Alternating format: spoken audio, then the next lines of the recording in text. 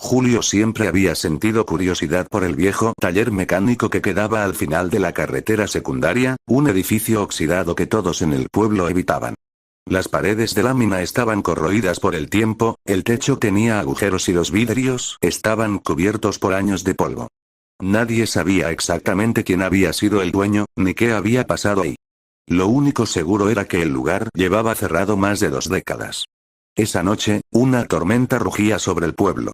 Julio conducía su motocicleta por la carretera, con el viento cortándole la cara como cuchillas heladas. El agua golpeaba con violencia, y los rayos iluminaban la oscuridad por segundos. No debía haber salido tan tarde, pero se había quedado trabajando hasta después de medianoche. De pronto, la moto comenzó a fallar. El motor se ahogó en medio de la nada y las luces se apagaron, dejándolo a merced de la tormenta. Intentó encenderla varias veces, pero no hubo respuesta.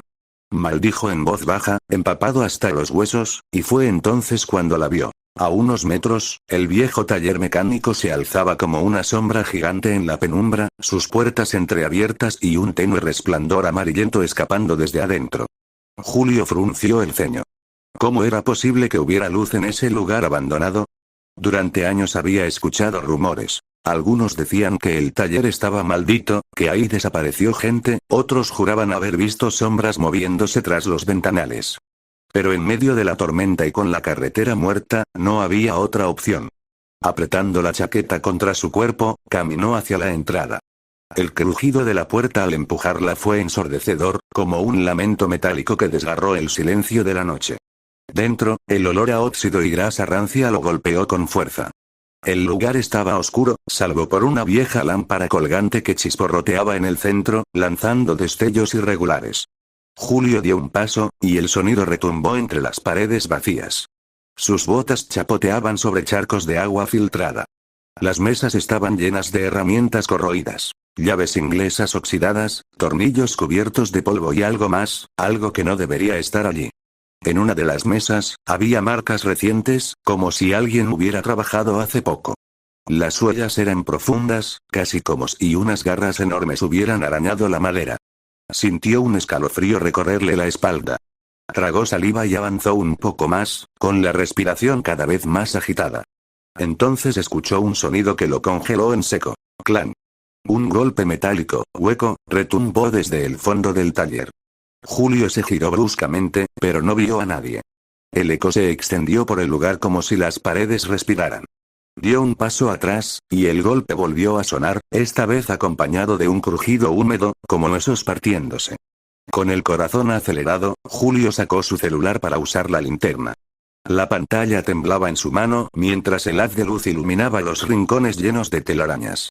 Caminó hacia la puerta del fondo, la única cerrada con una pesada cadena oxidada, pero ahora, la cadena estaba rota, colgando floja. El olor cambió. Un hedor nauseabundo se filtró desde el interior, una mezcla de carne podrida y metal quemado. Julio se tapó la boca, sintiendo arcadas, pero su curiosidad, o tal vez el terror de quedarse afuera, expuesto a la tormenta, lo empujó a entrar. La puerta se abrió con un chirrido lento, y la linterna reveló algo que nunca debió ver. El suelo estaba lleno de manchas oscuras que parecían sangre reseca, y en las paredes había símbolos dibujados con algo que también parecía sangre, símbolos que no entendía. En el centro del cuarto, había una especie de mesa metálica, y sobre ella, algo cubierto con una lona mugrienta. Julio tragó saliva y estiró la mano temblorosa. Con un movimiento rápido, quitó la lona, y dio un salto hacia atrás. Era un cuerpo. O lo que alguna vez fue uno. Tenía la piel arrancada en pedazos, el torso abierto y tubos clavados en las costillas. La cara estaba cubierta por una máscara de metal deformada, con tornillos atravesando la mandíbula. Parecía humano, pero había algo extraño, unas extremidades alargadas, como si alguien hubiera tratado de convertirlo en otra cosa. De pronto, escuchó un crujido detrás de él. Se giró lentamente, y la linterna iluminó algo que se movía entre las sombras. No era humano. Tenía un cuerpo retorcido, recubierto parcialmente por placas oxidadas que parecían incrustadas en la carne. Sus ojos brillaban con un tono rojizo enfermizo, y de su boca goteaba un líquido oscuro que caía sobre el suelo con un plog repugnante. Julio retrocedió, temblando. El corazón le martillaba en las sienes. ¿Qué eres tú?, susurró, apenas audible. La criatura inclinó la cabeza, emitiendo un sonido espantoso. Una mezcla entre un jadeo y un chirrido metálico. Luego, comenzó a avanzar hacia él, lento pero firme, con las garras dejando marcas profundas en el piso. Julio giró y corrió. Corrió con todas sus fuerzas, atravesando el taller mientras los pasos de la criatura retumbaban detrás de él, cada vez más cerca. El sonido de las garras arañando el cemento era insoportable. Llegó a la puerta principal, pero se cerró de golpe antes de que pudiera tocarla, como si una fuerza invisible la hubiera empujado. «No, no, no», gritó, golpeando la puerta con desesperación. Detrás, la respiración de la criatura era cada vez más fuerte.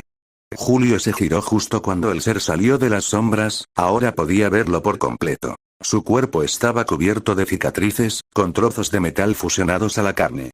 Tenía una mandíbula desproporcionada, llena de dientes metálicos, y en sus brazos colgaban restos de piel humana, como trofeos.